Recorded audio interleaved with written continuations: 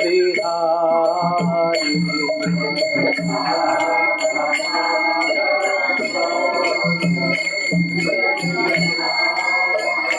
जय राधा माधव कुंज बिहारी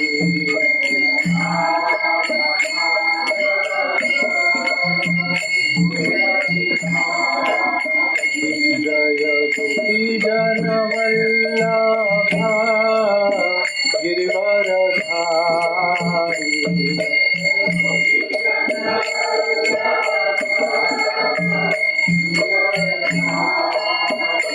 जय गोपी जन वल्लभ गिरिवरधारी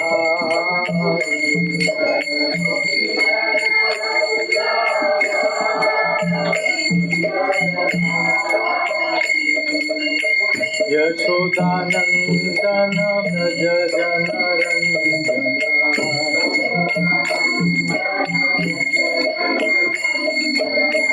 यशोदानंदन व्रज जनरंजन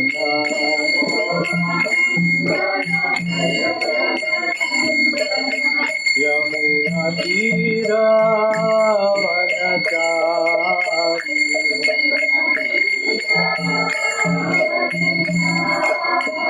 यमुना तीरावनचारी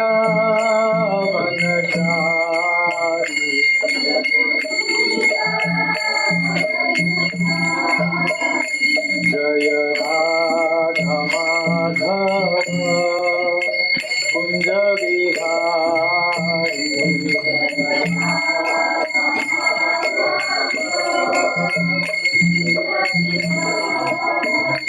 जय गोपी जन वल्लभ गिरिवरधारी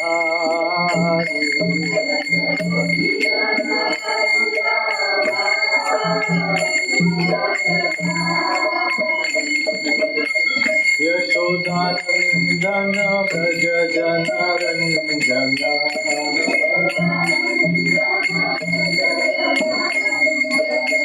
यमुना तीरावनचारी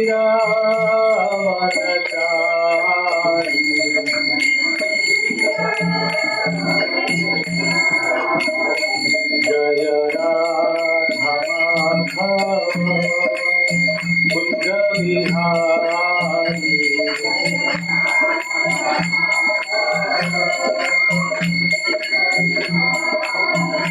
जय राधा माधव कुंज बिहारी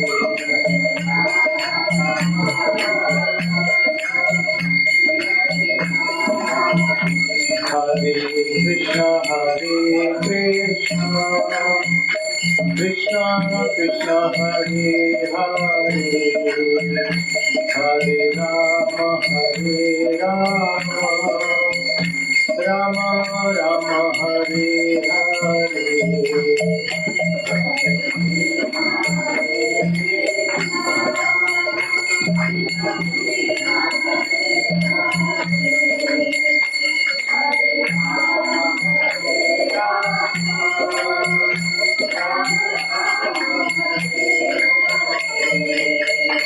हरे Krishna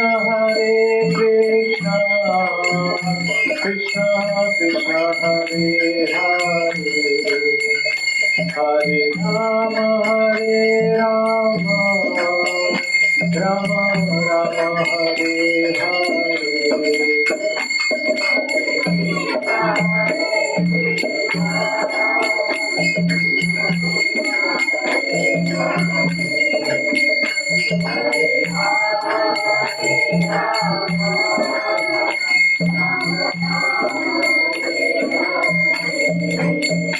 Hare Krishna, Krishna Krishna, Hare Hare, Hare Rama, Rama Rama, Hare Hare.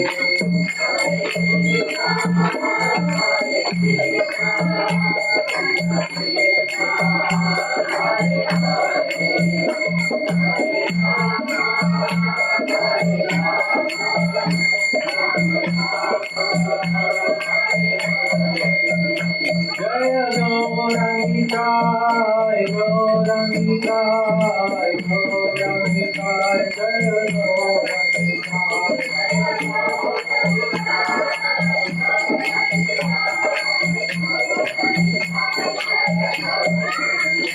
जय राधा रमण राधा रमण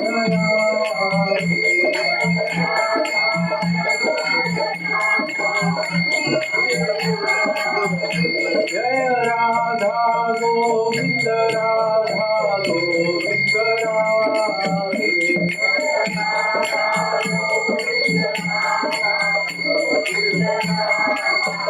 जय राधा विजय गोविंद राधा विजय गोविंद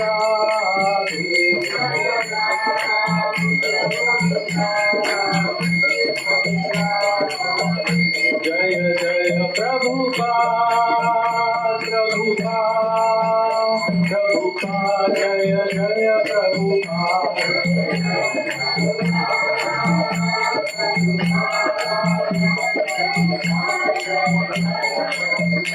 निताय गौर हरि बोल हरि बोल हरि बोल निताय गौर हरि बोल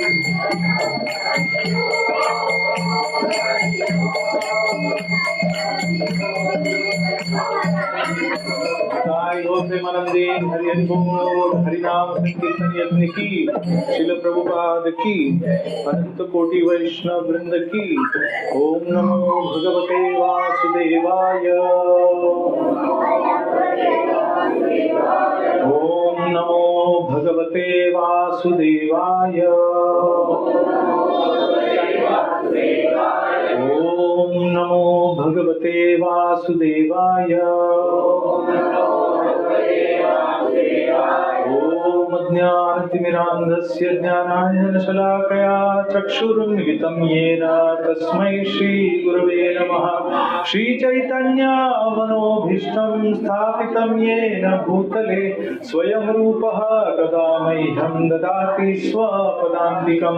वन्देऽहं श्रीगुरोः श्रीयुतपदकमलं श्रीगुरून् वैष्णवांश्च श्रीरूपं साग्रजातं सहगण रघुनाथान्वितं तं सजीवं साद्वैतं सावधूतं परिजनसहितं कृष्णचैतन्यदेवं श्रीराधा कृष्णपादान् सहगण ललिता श्रीविशाखान्वितांश्च नमो विष्णुपादाय कृष्णप्रेष्ठाय भूतले श्रीमते भक्तिवेदान्त स्वामिनिति नामिने नमस्ते सारस्वते देवे गौरवाणी प्रचारिणे निर्विशेष शून्यवादी पाश्चात्य देशतारिणे वाञ्छाकल्पतरुभ्यश्च कृपा सिन्धुभ्यैव च पतितानां पावनेभ्यो वैष्णवेभ्यो नमो नमः।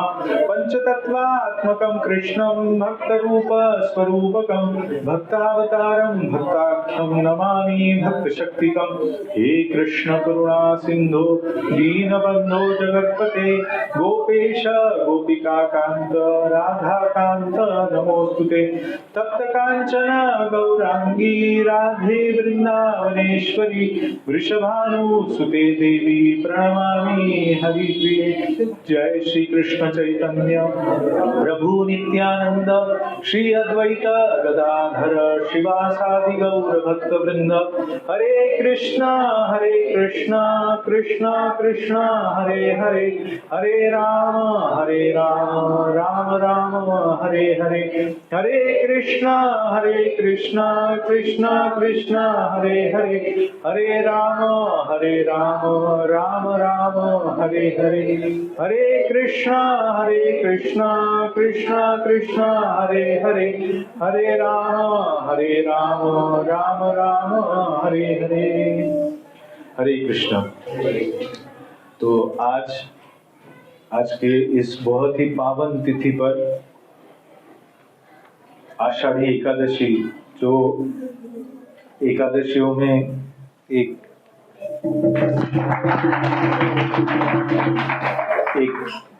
महत्वपूर्ण एकादशी है जिसे देवशयनी आषाढ़ी एकादशी बोलते हैं। देवशयनी मतलब जिस एकादशी पे भगवान विष्णु अपनी योग निद्रा में जाते हैं। जो योग निद्रा हमारी सामान्य तमोगुणी निद्रा से अलग है। हम जो निद्रा में जाते हैं वो बहुत ही घोर तमोगुण का प्रतीक है, परंतु भगवान की जो निद्रा है, योग निद्रा, वो हमारे जैसे बेसुध होके तमोगुण में या एक प्रकार की छोटी से प्रलय या मृत्यु में जाने वाली निद्रा नहीं है, क्योंकि भगवान सच्चिदानंद विग्रह है। तो आज महाराष्ट्र में विशेष करके पंढरपुर में वारी का विशेष ये दर्शन वारकरी लेते हैं। तो श्रील प्रभुपाद भी इसके बारे में श्रीमद् भागवत में कहते हैं कि ये जो वारकरी है ये और चैतन्य महाप्रभु के जो फॉलोअर्स है ये अभिन्न है, ये सेम है। इनका जो कीर्तन है वो महाप्रभु का जो संकीर्तन है उससे अभिन्न है। तो पूरा महाराष्ट्र हम जानते हैं कि भगवान के नाम संकीर्तन से इस वारी में पूरे जो भगवान के भक्त है, विठ्ठल भगवान जो कृष्ण है, साक्षात कृष्ण है, ये सब नाम संकीर्तन करते करते पैदल इतनी दूर अपने गांव से जाते हैं, भगवान का दर्शन लेते हैं। आज के दिन विशेष उनका वो दर्शन, आज विशेष उनका विठ्ठल रुक्मिणी का पूजन होता है। और सब जो वारकरी है उनका जो ये संप्रदाय है या इनकी ये परंपरा है, ये परंपरा जो है वो विशेष करके महाराष्ट्र के जो बहुत सारे संत हैं जिन्होंने अपने मधुर वाणी से, जिसे अभंग भी कहते हैं, अभंग मतलब इटरनल, जिसका भंग नहीं होता। हम बोलते हैं जीवन क्षण भंगुर है, भंगुर मतलब भंग होने वाला, क्षण में नष्ट होने वाला है। भगवान विष्णु या हमारे स्वयं के जीवन के बारे में हम सोचे तो हमारा ये शारीरिक जीवन जो प्रवास है वो 100 साल मतलब क्षण भर है, ऐसा बोला जाता है। जैसे विद्युल्लता एक क्षण के लिए चमक के चली जाती है, उस तरह से अपना जीवन भी, मनुष्य जीवन भी ऐसा क्षण भंगुर है, अशाश्वत है। तो इस अशाश्वत जीवन में भगवान की भक्ति करके भगवत धाम जाने के लिए जो शिक्षाएं संतों ने दी है महाराष्ट्र में, वो सारी शिक्षाओं को अभंग कहा जाता है। जो क्षण भंगुर व्यक्ति के भंग होने वाले जीवन को अमर्यादित स्तर पे, आध्यात्मिक स्तर पे उठाता है, ऊपर उठाता है। तो इसके लिए इसमें इतने सारे संत हैं, इनकी इतनी सारी कथाएं हैं। इनमें से विशेष करके संत तुकाराम महाराज, जो हमारे यहाँ से बहुत नजदीक गांव है, देहू गांव, यहाँ पे उनकी लीलाएं हुई थी।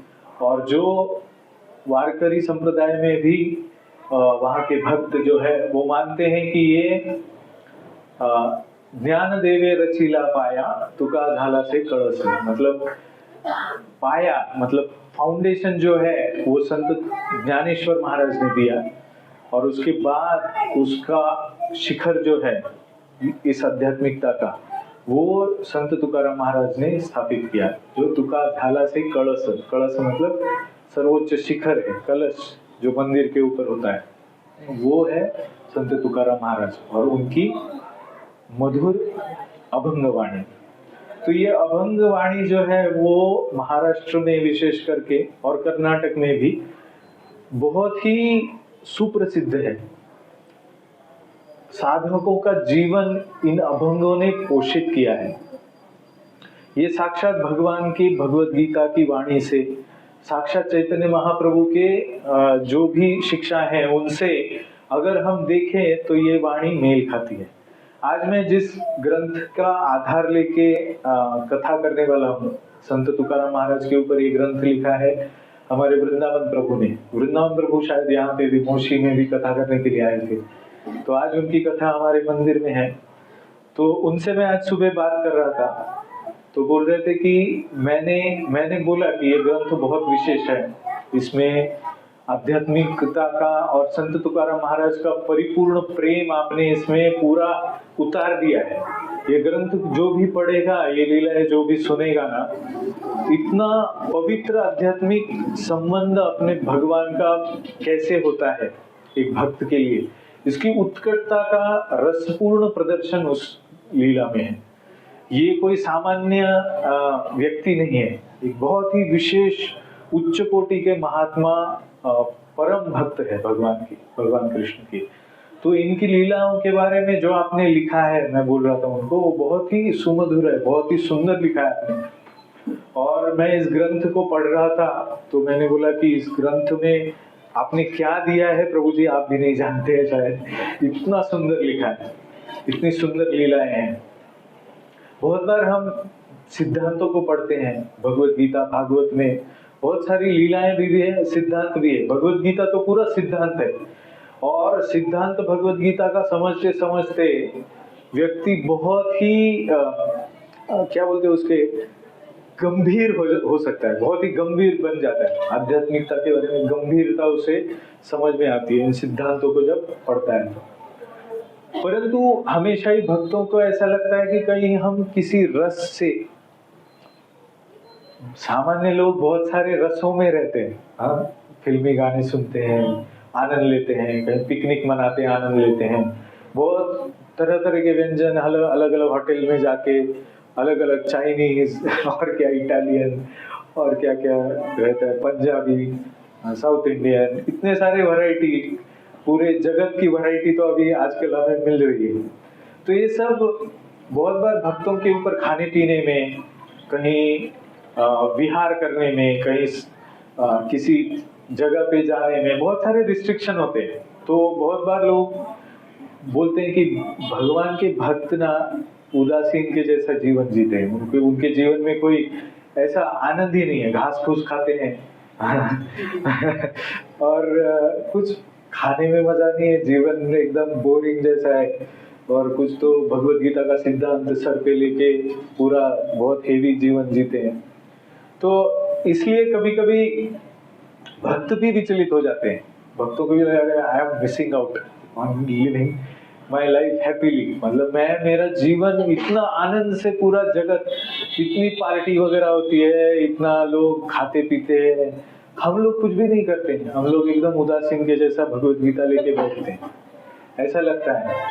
परंतु अगर हम देखें कि सही आध्यात्मिक रस की प्राप्ति कैसे होती है और वो आध्यात्मिक रस कितने गुना ज्यादा आनंद देता है, तो हमें जिन्होंने इस भक्ति रस को अपने जीवन में चखा है, जो भक्ति रस से पूरे पोषित होके अपनी इंद्रियों के ऊपर पूरी तरह से नियंत्रण करके जो उच्च आध्यात्मिक सुख को प्राप्त कर चुके हैं, उनके सुख को देखना चाहिए।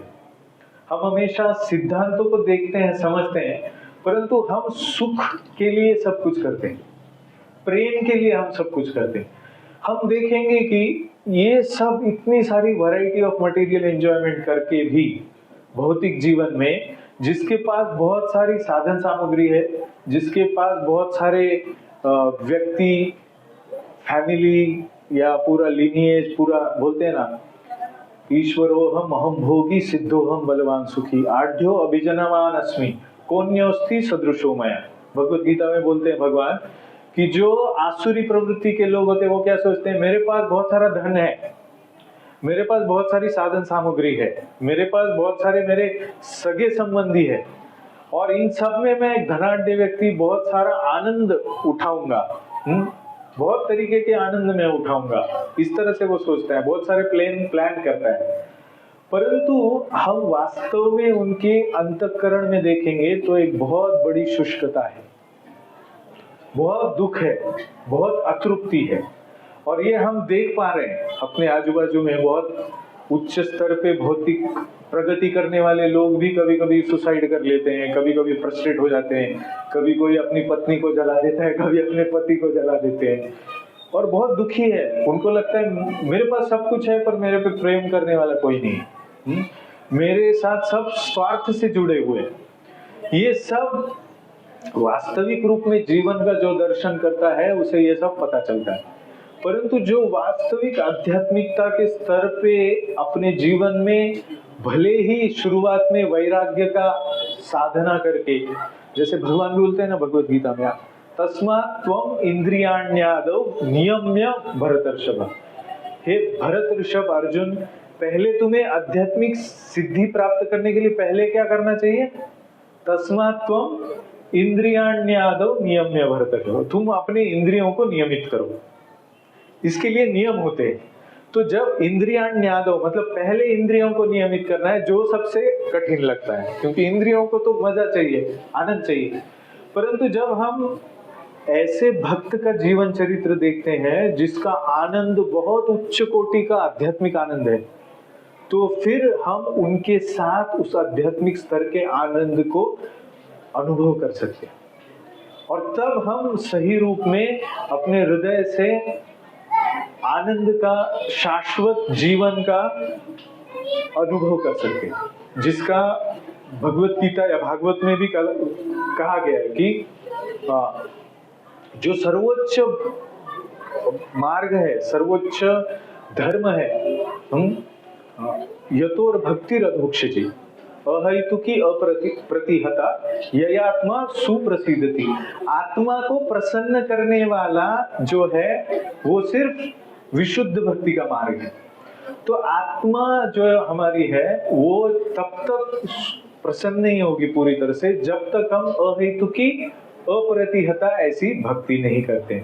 तो ऐसी अहेतुकी और अप्रतिहता भक्ति है क्या, उसमें जो रस है वो है क्या, ये हमें ऐसे संतों के जीवन से पता चलता है कि ये क्या, किस लिए ये इतनी दृढ़ भक्ति कर रहे हैं, किस लिए ये सारे संसार के भोगों का ऐसे ही विष्ठा का त्याग जैसे व्यक्ति करता है, उसमें कोई आसक्ति नहीं रहती, उस तरह से ये जो सामान्य भौतिकवादी जीवन जीने वाले कीड़े मकोड़े जैसे लोग हैं, वो जिन भोगों के लिए हमेशा ही पूरा अपना जीवन दे देते हैं, मेहनत करते हैं पूरी, उन भोगों को ये विष्ठा की तरह त्याग कैसे कर सकते हैं, ये समझने के लिए हमें ऐसे संतों का चरित्र जानना चाहिए, सुनना चाहिए, उसका अनुभव हमें उनकी कृपा से होता है।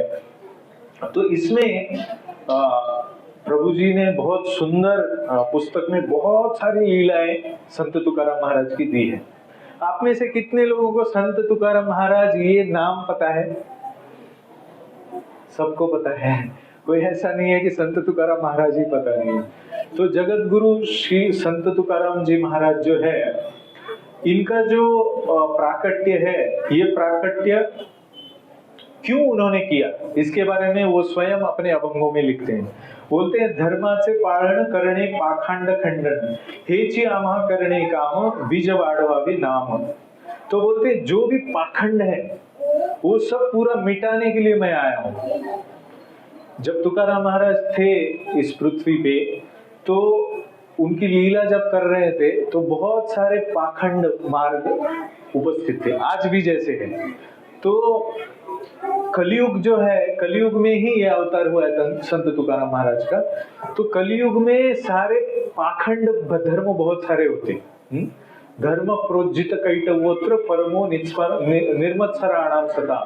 जो धर्म है वो निर्मत्सर है और उसमें कोई पाखंड नहीं है। ऐसे बहुत सारे धर्म के नाम पे पाखंड जो है उनका खंडन करने के लिए भगवान के भक्त आते हैं। पहले तो वो दिखाते हैं कि सही धर्म क्या है, गलत धर्म क्या है, अधर्म क्या है। तो और बीज वाड़वावे नाम, मतलब मैं भगवान के नाम का प्रचार करने के लिए आया हूँ।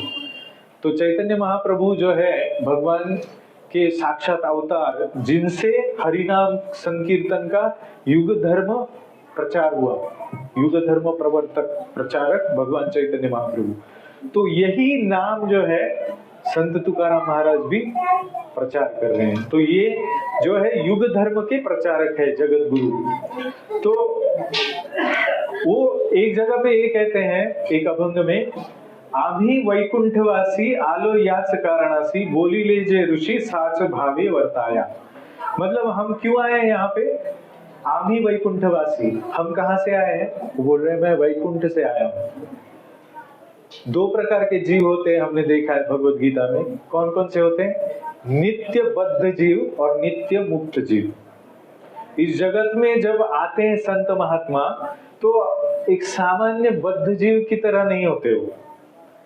वो भगवान के आदेश से वैकुंठ से आते हैं, तो कोई सामान्य व्यक्ति नहीं है, वो वैकुंठ से नित्य मुक्त जीव आए हैं।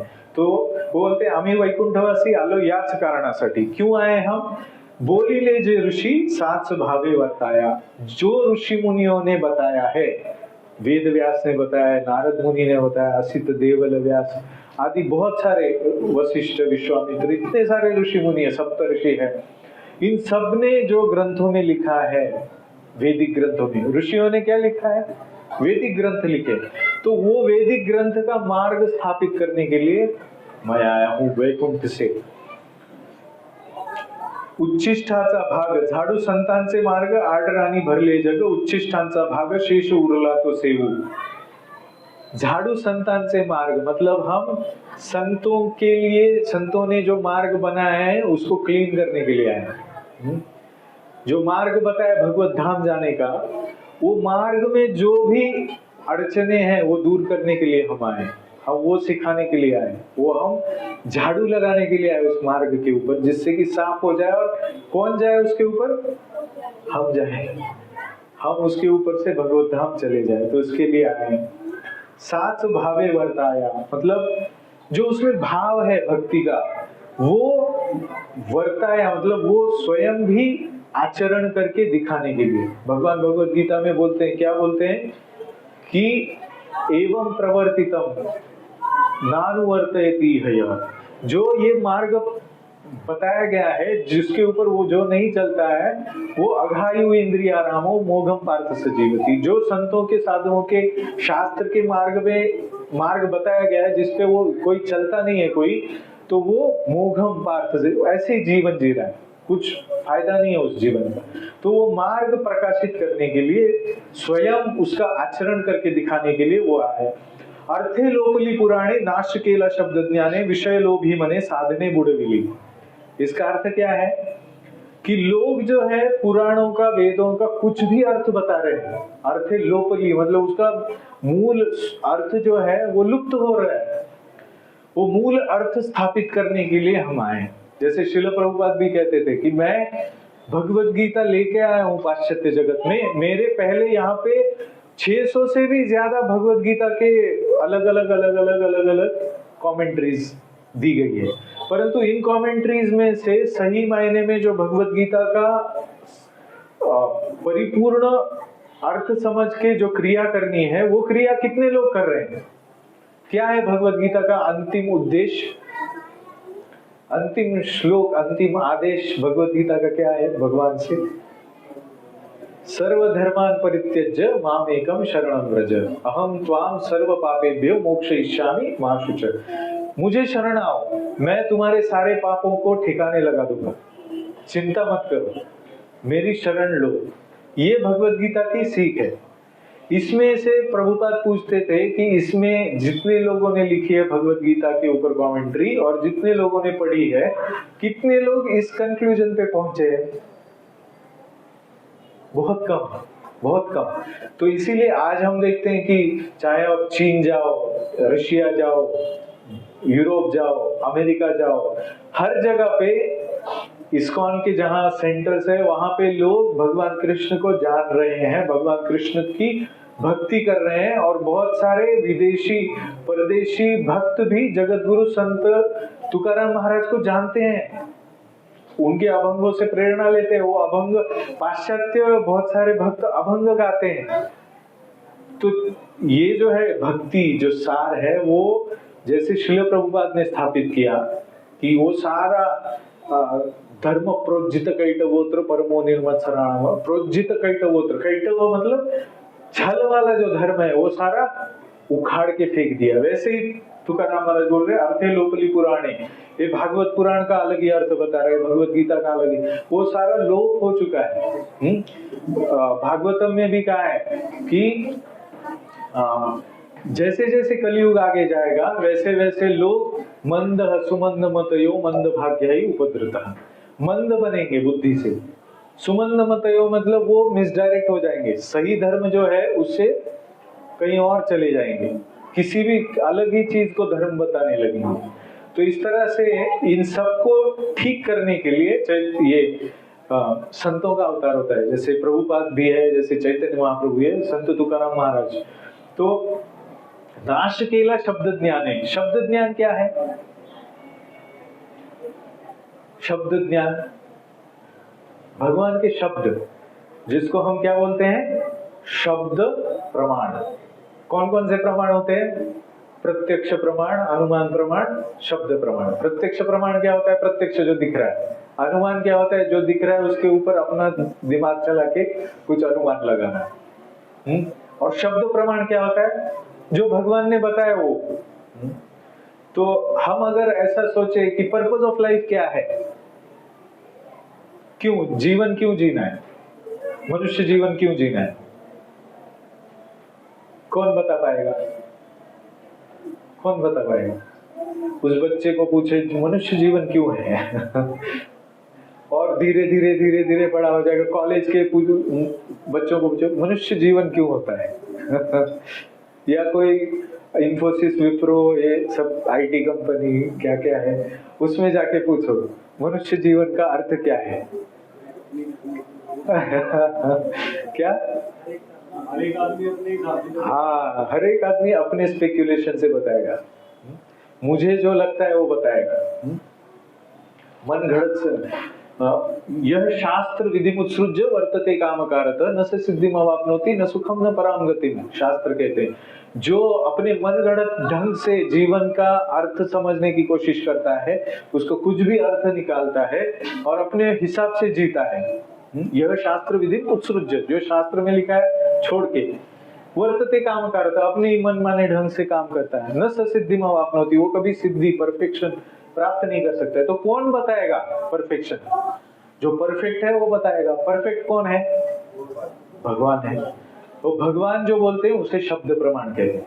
और यहाँ पे वो क्या कह रहे हैं कि नाश केला शब्द ज्ञान, मतलब शब्द प्रमाण का पूरा नाश कर दिया है लोगों ने कलयुग में। भगवान बोल रहे हैं एक और ये समझ रहे हैं दूसरा ही, बता रहे तीसरा ही, और कर रहे चौथा ही। तुकाराम महाराज ने बहुत सुंदर सुंदर कुछ अभंग लिखे। उसमें एक है, बोले तैसा चाले त्याची वंदावी पाऊले। जैसा बोलता है वैसा चलता है, वो वंदनीय है, उनके पैर का धूली लेना चाहिए। तो कलयुग में लोग क्या करते हैं ज्यादा, मैं भी उनमें से एक हूँ, बोलते एक है करते एक है दूसरे। मनस्येकम वचस्येकम कर्मस्येकम दुरात्मनः, सॉरी महात्मनः। मनस्यन्यत वचस्यन्यत करोति अन्यत दुरात्मनः। मन में एक है, करता दूसरा ही है और बोलता तीसरा ही है, इसको बोलते दुरात्मा। और जो मन में रखता है, वचन में लाता है और कृति में भी वही लाता है, वो महात्मा।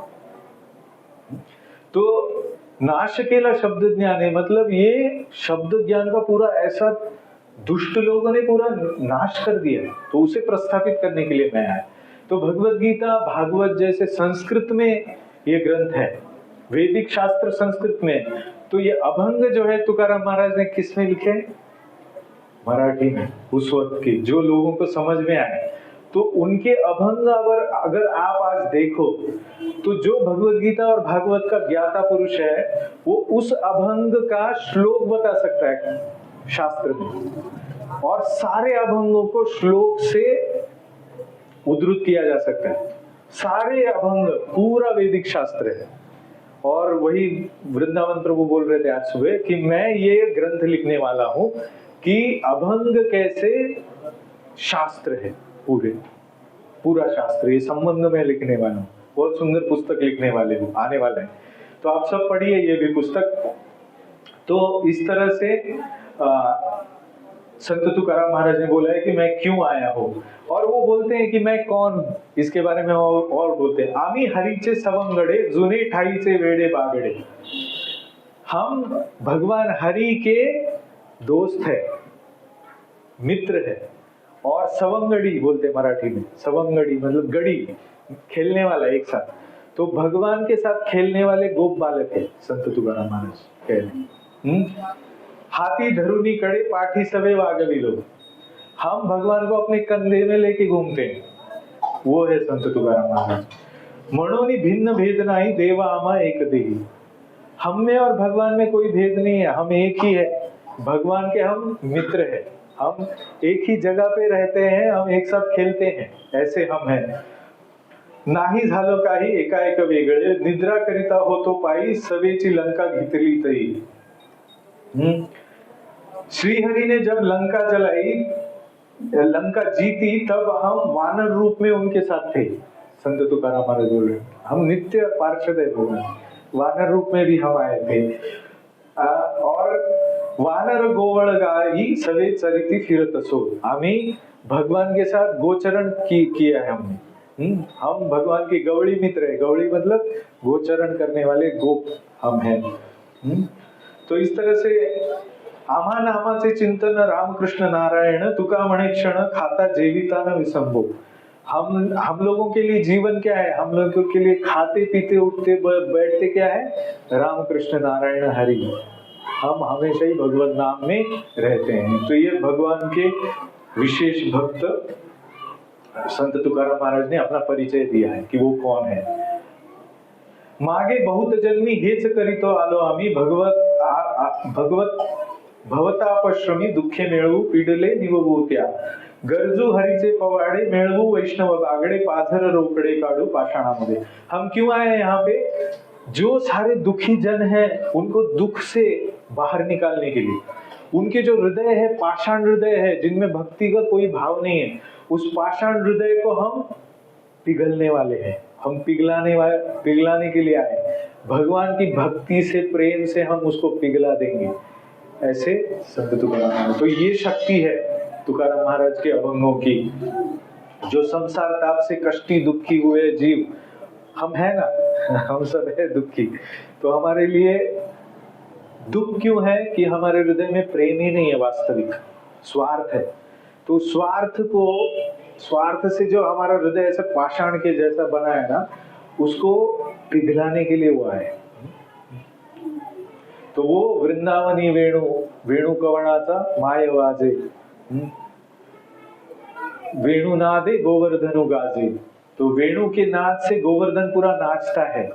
वहां पे पुच्छ पसरुनी मयूर विराजे, मज पाहता भासती यादव राजे। मतलब मुझे ये मयूर जो है वो देख के ऐसे लग रहा है यादवों के राजे है, वो मयूर राजा है। यादव मतलब कृष्ण यादव है ना, तो उनके राजे है यादवों के, वो है। और आगे लिखते हैं कि वेणु जब भगवान की बजती है तो वहां पे जो पाषाण है वो भी पिघलने लगता है। तो वो पाषाण पिघलने का जो टेक्निक है वो किसको पता है, जिसने देखा है, संतों को पता है। तो उनको पता है कि अपने हृदय को पिघलाना कैसे। कोई भी लोहा पिघलाना है तो उसका एक विधि है ना, कैसे पिघलाना है उसका, वैसे ही अपने हृदय को पिघलाने का विधि है, वो तुकाराम महाराज के पास है। तो इसमें तुकाराम महाराज का परिचय, इसमें आगे भी लिखा है, काम क्रोध बंद खाणी तुकाराम म्हणे दिले दोन्ही, घालू पायातळी कळी काळ त्यामुळे, भाव शुद्ध नामावळी हर्षे नाचू पिटू टाळी, घालू पायातळी कळी काळ त्यामुळे। हम हरिनाम ऐसे करेंगे, किया ना हमने, कि हम कली काल को अपने पैर के नीचे दबा देंगे, काल के परे चले जाएंगे। और काम क्रोध बंद खाणी तुकाराम म्हणे दिले दोन्ही, काम क्रोधों को हमने बंदी बना दिया है। क्या हम बंदी बना सकते हैं? हमको बंदी बना के रखा है काम क्रोध ने, पर तुकाराम महाराज वो है जो इन दोनों को बंदी बना सकते हैं। इंद्रियाचे धनी आम्ही झालो गोसावी, हम इंद्रियों के ऊपर पूरा नियंत्रण कर सकते हैं, हम इसीलिए गोसावी कहलाते हैं। आपको ये पता है गोस्वामी का मीनिंग किसने बताया, कहाँ पे बताया? वाचो वेगम मनसा क्रोध वेगम जिह्वा वेगम उदरोपस्थ वेगम एतान वेगान यो विषहेत धीरा सर्वामपि इमाम पृथ्वीं स शिष्यात्। ये गोस्वामी की व्याख्या उपदेशामृत ग्रंथ में दी है रूप गोस्वामी ने। जिसको प्रभुपाद हमेशा बोलते हैं गोस्वामी का अर्थ क्या है, ये है क्या है, वाचो वेगम मनसा क्रोध वेगम जिह्वा वेगम उदरोपस्थ वेगम। इतने सारे आवेग है, खाने का आवेग, भूख लग गई तो भागे खाने के पीछे, हाँ, जिह्वा वेग बोलने का आवेग, वाचो वेग बोलने का आवेग, मन के इतने सारे आवेग, काम वेग, क्रोध वेग, क्रोध आएगा एक थप्पड़ मारने का मन करता है, काम आएगा तो क्या, मतलब अंधे बन जाते, कामांध क्रोधांध, लोभ से अंधे, काम से अंधे, क्रोध से, सबसे अंधे होके हम उसके पीछे भागते रहते हैं। हमारे जो इंद्रिय है, एक प्रमाथि स कथम न अन्यते, यह हन्यते पंचभिरेभ्य पंच। हाँ, गरुड़ पुराण में बताया गया है कि एक इंद्रिय भी व्यक्ति को ऐसा घसीट के लेके जा सकता है कि वो पूरा उसका अधःपतन हो जाए, एक ही इंद्रिय। इसके उदाहरण दिए गरुड़ पुराण में। तो गरुड़ पुराण आगे बोलता है एक प्रमाथि कथम स न सहन्यते, एक प्रमत्थ है तो उसका अंत हो जाता है, कथम न हन्यते मतलब कैसे नहीं मारा जाएगा, वो मारा ही जाएगा, इसका अर्थ है। तो जिसके 5 ही इंद्रिय, सारे के सारे इंद्रिय उसको खींच रहे, वो तो डेफिनेटली मरने वाला है भौतिक जगत में, मतलब भौतिक जगत में ही पड़ा रहने वाला है। परंतु यहाँ पे तुकाराम महाराज क्या बोल रहे हैं, इंद्रियाते जने आम्ही झालो गोसावी। हमारे पास वो मार्ग है जिससे कि हम इंद्रियों के इन काम क्रोध वेगों को कि बंदी नहीं है, इनको बंदी बना के हम लेके जाएंगे। ये कॉन्फिडेंस है क्या किसी के पास? काम के ऊपर नाचने वाले लोग हैं, क्रोध के ऊपर नाचने, लोभ के ऊपर नाचने वाले, अपना पूरा जीवन काम क्रोध लोभ में बिताते। परंतु तुकाराम महाराज बोलते हैं कि मेरे पास वो है। ऐसे ही नहीं बोल रहे, मिथ्या अहंकार से नहीं बोल रहे, सत्य अहंकार से, क्योंकि हम भगवान को अपने कंधे पे खिलाते हैं। हम कोई ऐसे वैसे व्यक्ति है, तो ये तुकाराम महाराज है। तो तुकाराम महाराज जो है असामान्य भगवत भक्त है। वो उनका जन्म काल, मंत्र दीक्षा, वैकुंठ गमन, इसके बारे में बहुत सारे मतभेद है, परंतु फिर भी उनके जीवन का हरिभक्ति परायण होने के बारे में कोई, ये निर्विवाद सत्य है। सब मानते हैं कि वो विशुद्ध भक्त है। जैसे प्रभुपाद के बारे में सब मानते हैं प्रभुपाद विशुद्ध भक्त है, बस सब मानते, कोई भी डिनाई नहीं करेगा। एक भी कोई है जो प्रभुपाद विशुद्ध भक्त नहीं है बोल सकता है? कोई नहीं डिनाई। वैसे संत तुकाराम महाराज के बारे में कोई नहीं बोल सकता है कि वो विशुद्ध भक्त नहीं है, शुद्ध भक्त है। उनका महाराष्ट्र में पुणे से 30 किलोमीटर, पुणे में हम हैं, यहाँ से देहू गांव जो है वहां पे जन्म हुआ।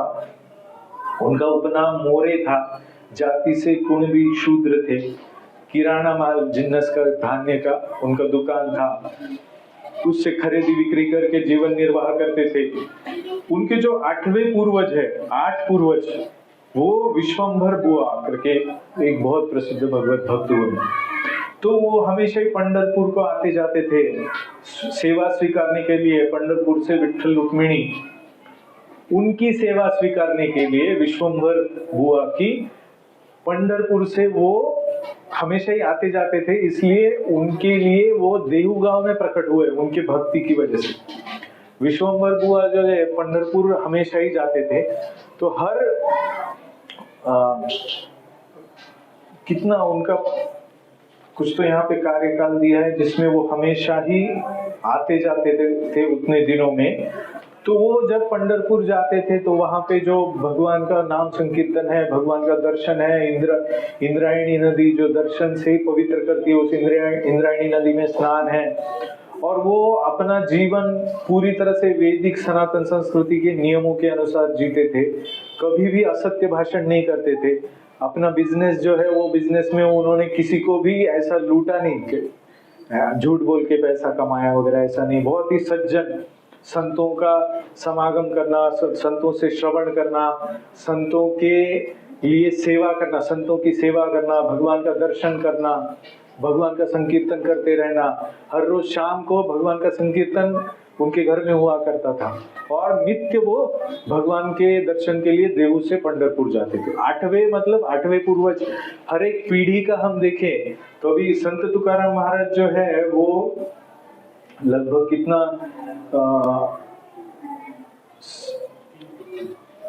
7 चैतन्य महाप्रभु लगभग 500 साल पहले हुए और उनके बाद 100 साल बाद संत तुकाराम महाराज लगभग हुए। तो संत तुकाराम महाराज से पहले 8 पीढ़ियां, मतलब तब की पीढ़ियां जो थी वो अच्छा जीवन जीती थी अपने से। तो हम एवरेज बोले कि 80 साल भी, 8 into 80 कितना होता है? 64, 640 ईयर्स। क्या काल होगा वो, कितना शुद्ध पवित्र काल होगा। हमारे पिताजी माँ का काल भी अच्छा था, कितना हम समझते हैं, ऐसा धार्मिक था, सत्यवचनी अच्छे लोग थे। उसके पहले जो हमारे ग्रैंडफादर ग्रैंडमदर थे, वो तो और भी अच्छे कार्यकाल में थे। तुकाराम महाराज तो जब थे तो कितना अच्छा सात्विकता रहेगा, कैसे लोग रहे, और उनसे भी पूर्व 8 पीढ़ी, मतलब क्या शुद्ध लोग रहे, ऐसे पवित्र व्यक्ति। तो उनकी भक्ति से प्रसन्न होके विश्वंभर उनका नाम था। चैतन्य महाप्रभु का भी नाम विश्वंभर था, वैसे इनका नाम भी विश्वंभर।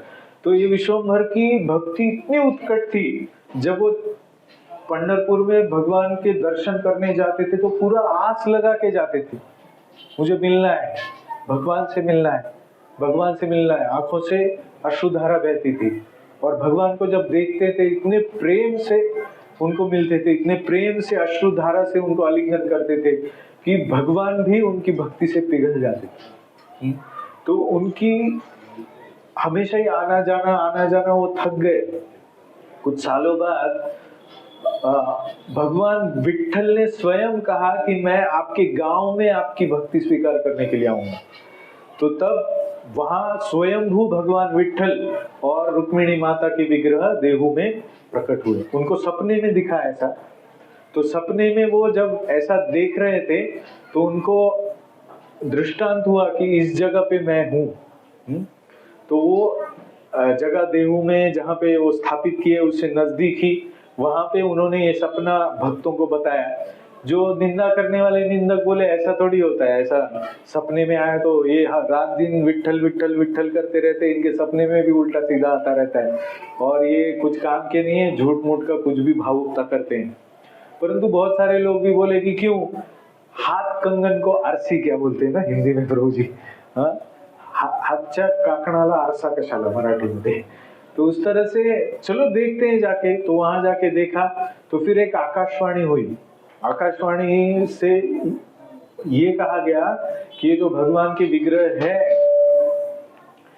वहां पे ऑलरेडी पूरा चंदन तुलसी पुष्प ऐसा सब वहां उस जमीन पे था और बहुत सुंदर सुगंध आ रही। तो उन्होंने आकाशवाणी ने कहा, लोग सब वो खोदने के लिए बहुत सारे औजार लेके आए थे। आकाशवाणी ने कहा कि यहाँ पे भगवान के विग्रह है, इनको आप ऐसे खोदाई करके नहीं निकाल सकते, तो आपको हाथ से निकालना पड़ेगा। तो सब लोगों ने हाथ से निकाला तो स्वयंभू भगवान विट्ठल रुक्मिणी के विग्रह सुंदर वहां पे विश्वंभर जो 8वें पूर्वज है तुकाराम महाराज के, उनकी भक्ति को स्वीकार करने के लिए प्रकट हुए। विट्ठल रुक्मिणी भगवान की जय। तो वो विग्रह आज भी देहू में स्थित है। ये किसी इतने पूर्व काल के महान संत भक्त की भक्ति से प्रकट हुए भगवान के विग्रह, इतनी शक्ति भक्ति में है।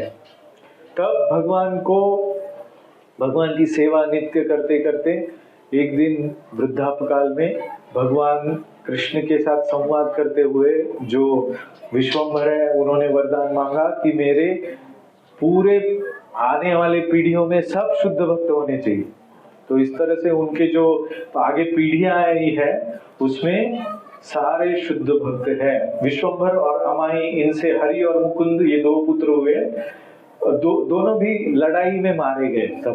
और मुकुंद की पत्नी विरह से सती गई, हरि की पत्नी जो है निधन काल में गर्भवती थी, तो इसीलिए वो पति के निधन के वक्त गर्भवती थी तो सती नहीं गई। तो प्रसूत होने के बाद विठोबा नाम का उनको पुत्र हुआ। उनसे फिर पदाजी से शंकर, शंकर से कानोबा, कानोबा से बोलोबा और बोलोबा के सुपुत्र जो है तुकाराम महाराज। तो तुकाराम महाराज का ऐसा लीनिएज है। तो बोलोबा भी बहुत अद्भुत भक्त थे। उन्होंने भी भगवान को प्रार्थना करके ये वरदान मांगा था। वो भी भगवान के साथ बात करने इतने शुद्ध भक्त थे। आदान प्रदान करते। तो भगवान से उन्होंने वरदान मांगा। उनकी भक्ति से प्रसन्न होकर साक्षात भगवान विष्णु और शिव वहां पे प्रकट हुए थे और उन्होंने वरदान दिया था कि आपके घर में जो आपका सुपुत्र होगा वो विशुद्ध भक्त जगत गुरु होगा, वो पूरे जगत को भक्ति सिखाएगा। तो इस तरह से संत तुकाराम महाराज जो है वो साक्षात वैकुंठ से आए। तो वैकुंठ में भी यहाँ पे भगवान उनके बारे में लिखा है वृंदावन प्रभु ने कि वैकुंठ का भी संवाद दिया है कि श्री कृष्ण भगवान एक भक्त को बुला के बोलते हैं कि आपको जाना है, मेरे प्रचार करना है, क्योंकि मेरा एक भक्त बोलोबा है, वो उसने वरदान मांगा है, तो तुम उसके पुत्र होके जाओ और प्रचार करो। तो इस तरह से संत तुकाराम महाराज का पूरा लीनिएज है। तो उनका जो जीवन है उन्होंने अपने स्वयं के अभंग रूप में कहा है। तो ये जीवन हम देखेंगे। कितने टाइम हो? 8:30 हुए ना? कितना टाइम है अभी? आधा घंटा है क्या? नहीं है, कम है। हाँ? सुनना है क्या? कि बोर हो गए? तो संत तुकाराम महाराज अपना पूर्वार्ध बता रहे हैं। याति शूद्र वैश्य केला व्यवसाय आदि तो हा देव कुल पूज्य नये बोलो पारे पाळीले वचन केली याचा प्रश्न तुम्ही संती। तो संत तुकाराम महाराज बोल रहे हैं कि मैं एक शूद्र वंश में होके भी मैंने वाणी का व्यवसाय किया। मतलब शूद्र जो है वो व्यवसाय नहीं करता है, परिचर्यात्मकम कर्म शूद्र कर्म स्वभाव। परिचर्या मतलब इतरों की सेवा करता है, परंतु ये वाणिज्य, कृषि गोरक्ष वाणिज्य किसका है? वो वैश्य कर्म स्वभाव है, वैश्य का है। तो वो बोल रहे हैं कि मैं ऐसा पतित हूँ, शूद्र होके भी मैंने वाणी का व्यवसाय किया। इस तरह से मैंने वो भी धर्म पालन नहीं किया, उस तरह से अपना वर्णन किया है, परंतु वो वैसे एक्चुअल में नहीं है। वो एक सामान्य जीव जो है पतित, उसको भक्ति सिखाने के लिए आया है। कभी कभी हम बोलते हैं ना, ध्रुव महाराज वो तो क्या बड़े भक्त हैं भगवान के, प्रहलाद महाराज अरे वो तो कितने बड़े भक्त हैं, हम कहाँ इतने, हमसे कहाँ इतनी भक्ति होने वाली है। तो भगवान किसी किसी भक्त को भेजते हैं कि अति सामान्य, हाँ तुम एक सामान्य जीवन में भी कैसे भक्ति कर सकते हो ये बताओ। एक छोटे से गांव में देहू जैसे, हाँ जाओ वहां पे भक्तों को, लोगों को सिखाओ भक्ति कैसी है। तो वो कहते हैं कि तो पहले ही मेरे कुल में जैसे कृष्ण को भगवान माना गया था, उस तरह से मैंने भगवान को अपना माना। और आगे कहते हैं संसारे झालो अति दुखे दुखी, इस संसार के दुख से मैं पूरा पीड़ित हो गया। आप सोचो कोई बहुत ही रिच व्यक्ति है, बहुत ही पैसा है, ऐसे व्यक्ति का बच्चा अगर अचानक से गरीब हो जाए तो उसके लिए कैसे लगेगा? हाँ एकदम दुख लगेगा। वैकुंठ जहाँ पे कोई भी कुंठा मतलब कोई भी चिंता नहीं है, दुख नहीं है, ऐसी जगह पे आने वाले व्यक्ति को यहाँ पे क्या लगेगा?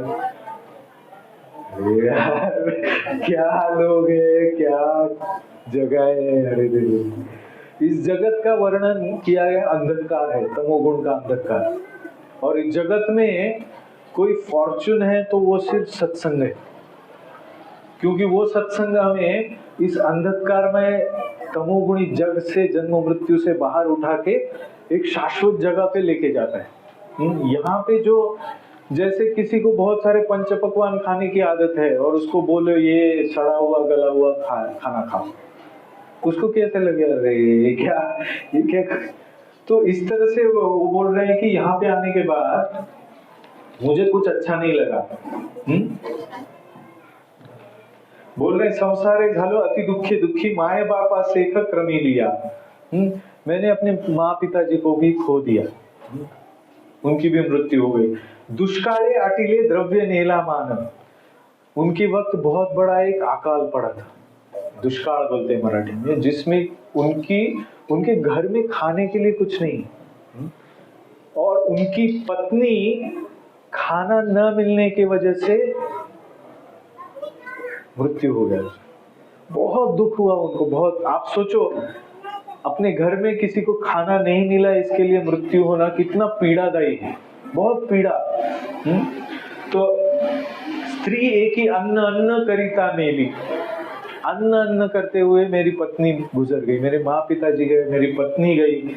लज्जा वाटी जीवा त्रासलो या दुखे, इतना त्रस्त हो गया, इतना लज्जास्पद। एक पति को अपनी पत्नी अगर मृत्युमुखी हो जाए अन्न अन्न करते, उसको लज्जा नहीं आएगी, पर क्या करेंगे?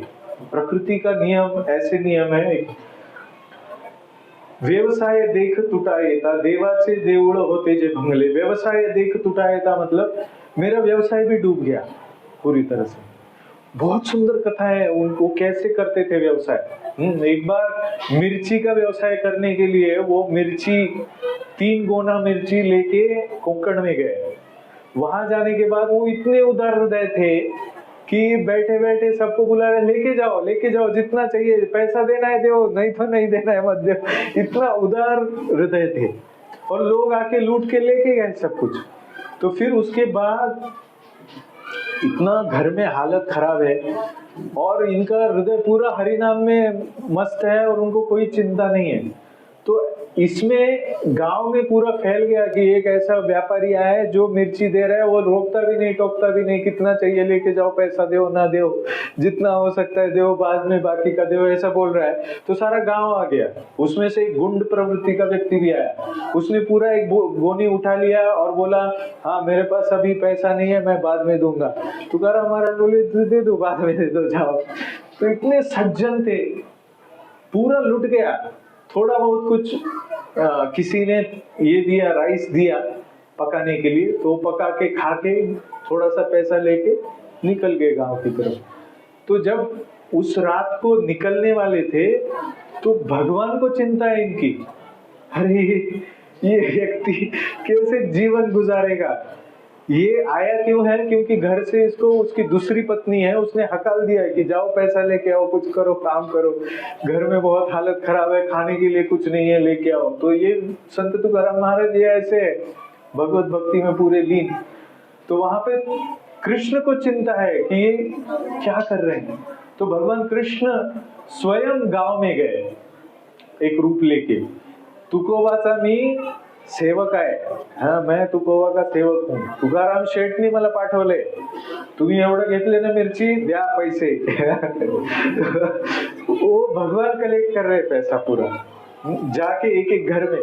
बोल रहे वहां पे तो कोई नहीं था तभी, बोल रहे नहीं मैं उनका सेवक हूँ, मैं जानता हूँ सब कुछ, मैंने सब देखा है। भगवान सब देखते ही है वैसे भी। तो बोलते तुमको पता है क्या हमने कितना मिर्ची लिया? तो बोलते हाँ एग्जैक्टली वो बताते इतना मिर्ची लिया आपने, तो इसका मुबदला जितना है बराबर उतना ही लेते थे। तो कृष्ण ने सारे गांव में जाके कलेक्ट किया। फिर वो गुंडे के पास गए और गुंडे को बोले वो तुकाराम शेठ है, उनका पैसा चुपचाप दे दो। तभी के लोग, तभी का गुंडा मतलब अभी का संत होगा क्योंकि हम सभी अभी गुंडे। तो वो उसने तो पहले ना बोल दिया, परंतु कृष्ण वहां पे अड़े रहे। फिर वहां कृष्ण चाहिए होता तो एक तमाचा देके निकलवा लेते थे, पर तब के लोग इतने सौम्य सामान्य अच्छे थे, तो गुंडा भी अच्छा था तभी तो उसको मारना नहीं पड़ा। उसको सिर्फ भगवान ने बोला कि अरे मेरे जो तुकाराम शेठ है, मैं उनके सामने ऐसा लज्जित होके नहीं जा सकता, उन्होंने मुझे आदेश दिया है, मैं उनका पूरा सेवा करके ही जाऊंगा। वो पैसा मुझे चाहिए, नहीं तो मैं अपना गले में एक ये बांध दूंगा और मैं आत्महत्या कर लूंगा। तो आत्महत्या। फिर आजू बाजू के लोग आ गए, बहुत सारा वहां पे भीड़ इकट्ठा हुआ। तो गले में कृष्ण ऐसे बांध के खड़े, मैं अभी आत्महत्या करने वाला हूँ करके। और वो जो गुंडा है उसको लोगों ने आके पीट दिया, बोले इसका दे दो, चुपचाप दे दो, ये बेचारा मांग रहा है। तो उसका सारा पैसा लेके कृष्ण ने इकट्ठा करके वहां पे एक गांव करी के हाथ से ही भेज दिया, स्वयं भी नहीं गए वहां। तो इस तरह से भगवान को चिंता है संत तुकाराम महाराज, परंतु अल्टीमेटली सब कुछ लूट गया। हाँ, प्रभुपाद भी बोलते हैं कि जो शुद्ध भक्त होता है ना, उसका सारा धन भगवान हर लेते हैं, ताकि वो पूरी तरह से भगवान के ऊपर ही अपना पूरा आश्रय ले। तो इस तरह से वो जब एक बार जा रहे थे, जंगल से जा रहे थे, तो वहां पे जो भी सामान, उनका एक बैल था उसको लेके, तो बैल के ऊपर जो सामान हेवी रखा हुआ था, वो 4 बैलों को लेके गए थे, उनमें 3 का मृत्यु हो गया। और एक बैल के जो ऊपर जो सामान था वो 3 बैल का मृत्यु हो गया। ये व्यक्ति पागल है, ये व्यक्ति कोई व्यवहार ज्ञान नहीं है, इसको कोई बिजनेस नहीं आता है। इसके लिए उनके साथ आए हुए सारे बिजनेसमैन उनको छोड़ के भाग गए जंगल में। ये अकेले हरी हरी करते रहे, कब भाग गए उनको पता नहीं चला। और एक ही बैल था, उसके ऊपर जो सामान था वो गिर गया नीचे। और अभी बारिश आ रही है, ऐसी बहुत जोरदार बारिश जंगल में। तो तुकाराम महाराज बोल रहे हैं, हाय मैं क्या करूं, यहाँ पे मेरा सारा जो चेतना है वो भगवत भाव में है और मेरा शरीर जो है उसको निर्वहन करना है, मुझे मेरे कुटुंब का निर्वहन करना है, मैं क्या करूं, शोक कर रहे थे।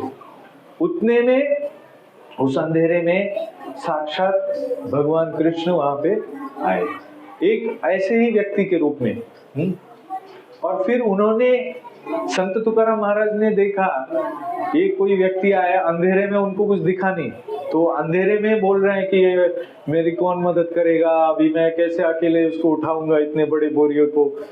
तो भगवान ने बोला मैं मदद करता हूँ। उनको पता नहीं है भगवान है, तो उन्होंने वो बोरिया उठा के बैल के ऊपर रख दिए और दोनों एक साथ चल रहे हैं। तो भगवान बोल रहे हैं मैंने अभी अभी कृष्ण भगवान को प्रार्थना की और कृष्ण ने देखो ये व्यक्ति भेज दिया। उनको पता ही नहीं कि ये व्यक्ति कृष्ण है, उनकी सेवा में आया है। तो ये व्यक्ति आगे आगे अंधेरे में जा रहा है, पीछे पीछे ये बैल के साथ तुकाराम महाराज जा रहे हैं।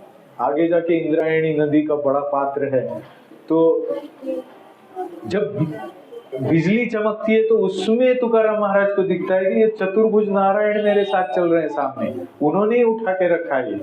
तो इस तरह से जेथे जातो तेथे तू माझा सांगाती, चालवीसी हाथी देवोनिया, मतलब मैं जहां जाता हूँ मेरे साथ आप ही है, मेरा हाथ हाथ में पकड़ के आप मेरे को चला रहे हो, इस तरह से।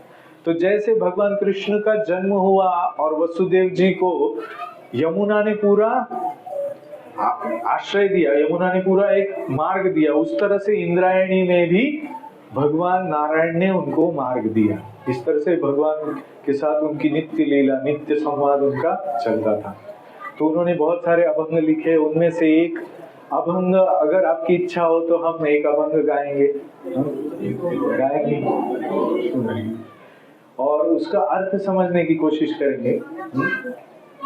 जो चैतन्य महाप्रभु ने साक्षात भगवत धाम जाने का जो मार्ग विस्तृत किया है, जो भगवत भक्ति का मार्ग है, इससे जो वैष्णव सारे समाज में अभी है, उन वैष्णवों का जो भक्ति का प्रकटीकरण है, वो सारा प्रकटीकरण इस अभंग में बताया गया। ये अभंग बहुत सारे आप में से बहुत सारे भक्तों ने सुना भी होगा। तो इस अभंग के अगर टाइम रहेगा तो अभंग के अर्थ के ऊपर चर्चा करेंगे, नहीं तो फिर अभंग सुन के आप अर्थ समझ सकते हो, समझने की कोशिश कर सकते हो।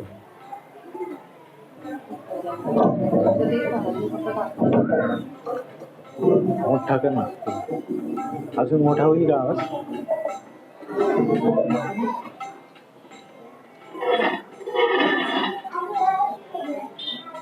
मोठा होईल आवाज? करायचं ना खाली। तो ये जो अभंग है, खेळ मांडी येला वाळवंटी काठी। वाळवंट क्या है? पंढरपुर का जो क्षेत्र है, खेळ मांडी येला मतलब ये कौन सा खेल है? भक्ति का खेल है। तो इतना सुंदर उसके अभंग की रचना है, उसमें इतने सुंदर शब्द है, आप उसको सुनिए। तो इसमें हो तो जय जयकार गरजत अंबर, मातले वैष्णव वीर रे। ये वैष्णव जो है वीर है। वीर क्यों है? क्योंकि ये जन्म मृत्यु जरा व्याधि के ऊपर जीत हासिल कर रहे हैं। ये कौन है? वैष्णव वीर रे।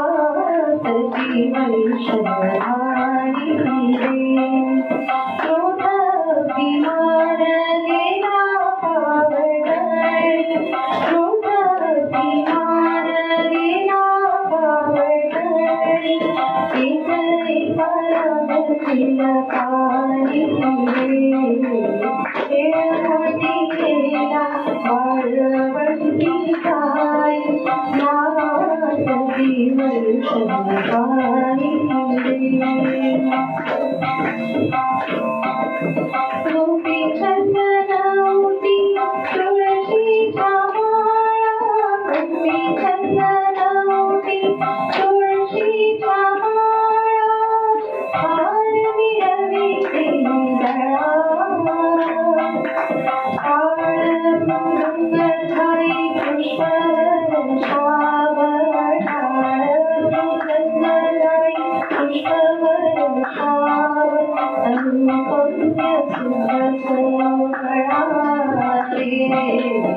येळ मांडियेला वाळवंटी घाई, नाचती वैष्णवी.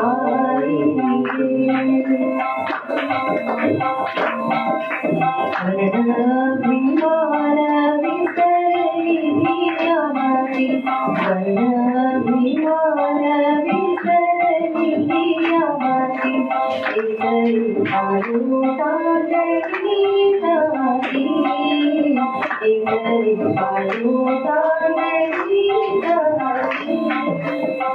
निर्मळ चित्ते हरिनामी ते, निर्मळ चित्ते हरिनामी ते, आषाढ पातया सुटती रे, येळवडीला वाळवंटी घाई, येळवडीला वाळवंटी घाई, नाचती वैष्णवी रे.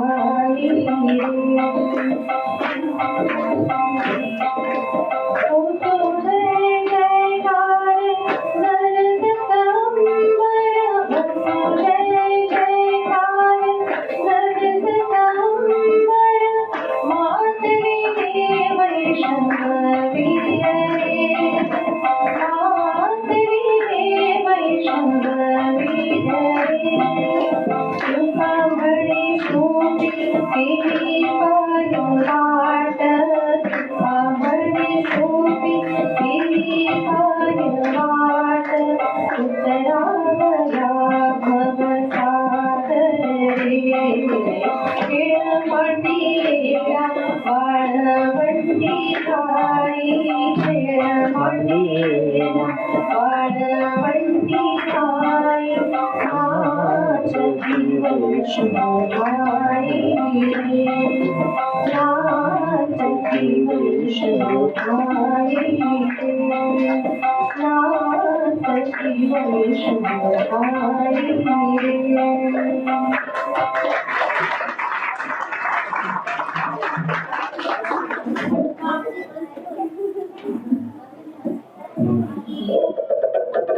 अजून एक शेवटचा आपण म्हणूया, एक दुसरा अभंग, पण ह्याचा अर्थ तुम्हाला, सॉरी मैं मराठी में स्विच हो गया एकदम.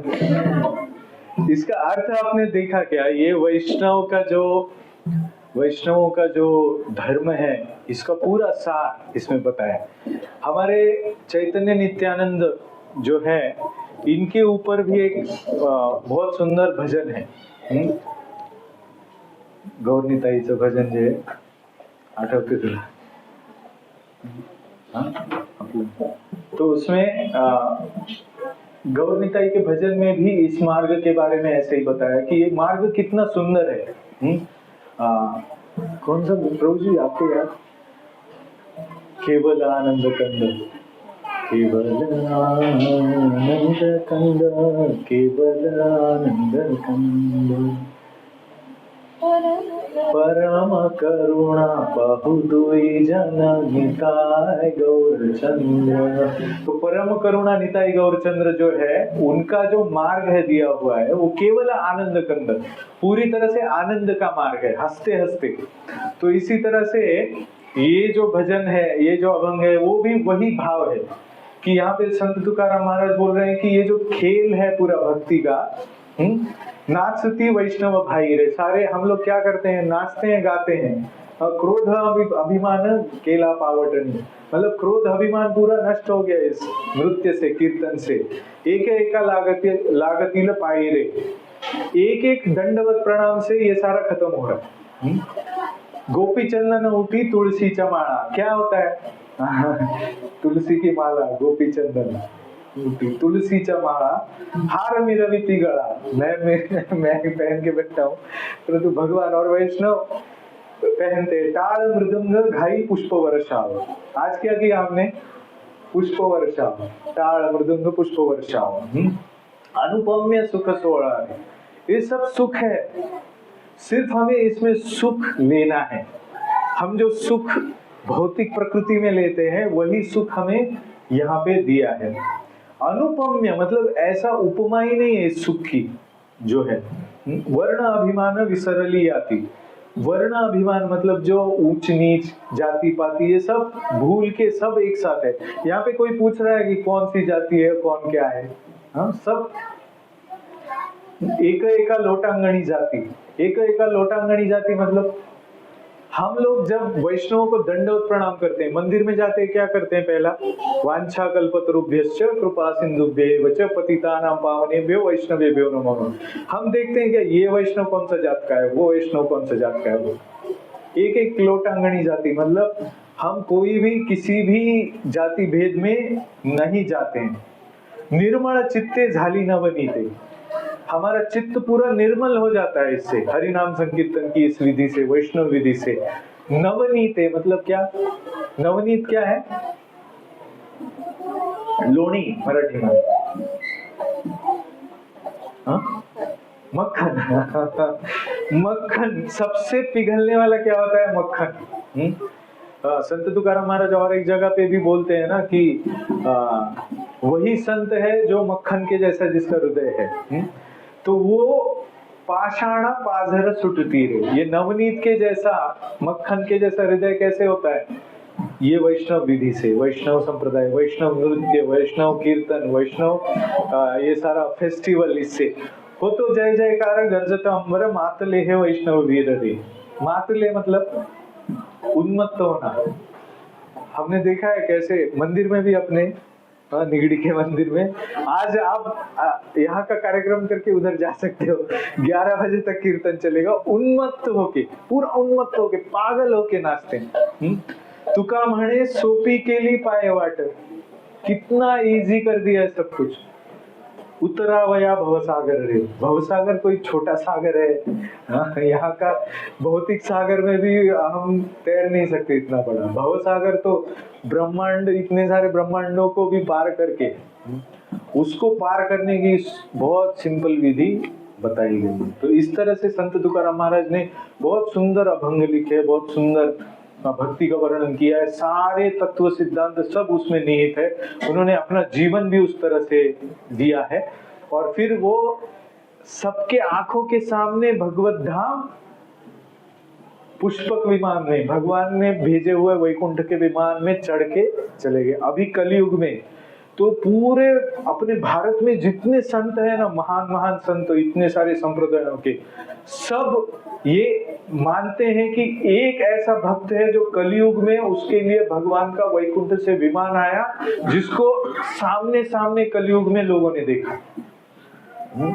तो वो जो है वो अंते नारायण स्मृति, भगवत भक्ति के बारे में भागवत में बताया। अंत में परफेक्शन क्या है? भगवान की स्मृति। अगर हम मृत्यु के वक्त भगवान की स्मृति में चले गए तो हमारा परफेक्शन है। तो इस पर भी तुकाराम महाराज ने स्वर्गारोहण अभंग बोलते हैं कि अवरोहण मतलब जाना, भगवत धाम लौट के जाना है। तो भगवत धाम लौटते लौटते भी उन्होंने अभंग गाए। तो हमारे जीवन का जो सार है भगवत भक्ति का, वो प्राप्त करने के बारे में उन्होंने जो अभंग गाया है, अभंग दिया है, वो लगभग यहाँ पे महाराष्ट्र में मराठी में जब भी उनकी तुकाराम महाराज की चर्चा होती है, उनके अभंग गाए जाते हैं, उसमें ये अंतिम पंक्तियां होती है। तो अंतिम पंक्तियां हम गाएंगे और उसके बाद हम आज का ये प्रवचन विश्राम देंगे।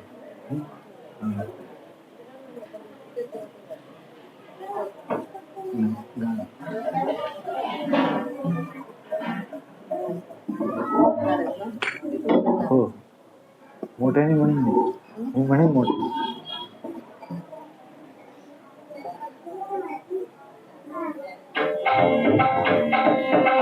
ये तुकाराम महाराज ने हमें दी हुई एक ऐसी प्रार्थना है जो प्रार्थना हमें अपने हृदय में धारण करनी है, और ये प्रार्थना हम संत तुकाराम महाराज के चरणों में विनीत होके उनसे भक्ति का वरदान प्राप्त करने के लिए सब गाएंगे। जिनको जिनको पता है, सबको पता है ये प्रार्थना, एटलीस्ट जो महाराष्ट्र के मराठी रसिक भक्त है उन सबको पता है। हाँ, तो ये शब्द है, हेची दान देगा देवा तुझा विसर न व्हावा, गुण गायी न आवडी हेची माझी सर्व जोडी, न लगे मुक्ती आणि संपदा संत संग देई सदा, तुका म्हणे गर्भवासी सुखे घालावे आमासी, सुखे घालावे आमासी।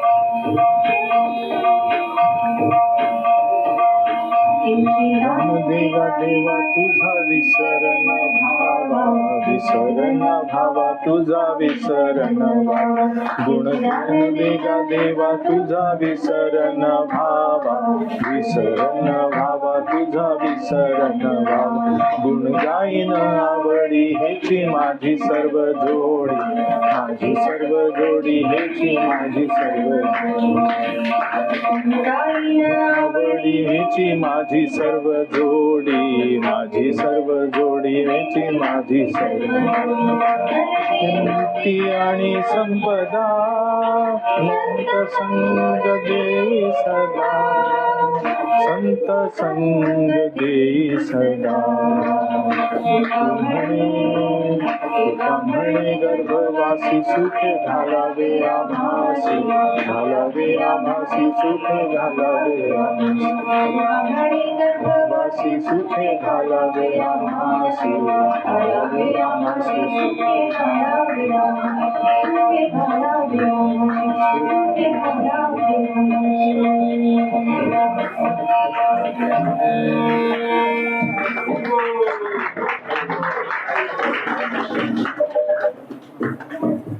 हरे कृष्ण। तो इस प्रार्थना का जो सार है वो ये है कि हे भगवान, मुझे आपसे और कुछ भी नहीं चाहिए, हम मुझे सिर्फ भगवान आपकी विशुद्ध भक्ति चाहिए। हाँ, सुखे गर्भवासी घालावे आमासी, न लगे मुक्ति आणि संपदा, हमें मुक्ति नहीं चाहिए, हमें संपदा नहीं चाहिए, हमें मम जन्मनि जन्मनि ईश्वरे भवतात भक्ति रहे तुकी त्वयि। किसने बोला है? चैतन्य महाप्रभु ने। हाँ, मम जन्मनि जन्मनि, मुझे जन्म जन्मांतर तक, अनेक जन्मों तक इस जगत में जन्म मृत्यु में रखो भगवान। यही प्रार्थना क्या है? तुका म्हणे गर्भवासी सुखे घालावे आमासी। हमें कोई चिंता नहीं है, आप है ना, तो हम पूरी तरह से आपके ऊपर आश्रित है, भले ही हम जन्म मृत्यु के चक्र में फंसे रहे, कोई परवाह नहीं। सिर्फ हमें क्या चाहिए? संत संग देई सदा, सत्संग चाहिए, भगवान का संग। हरे कृष्णा। संत श्रेष्ठ जगत गुरु श्री तुकाराम महाराज की जय, श्रील प्रभुपाद की जय, अनंत कोटि वैष्णव वृंद की जय।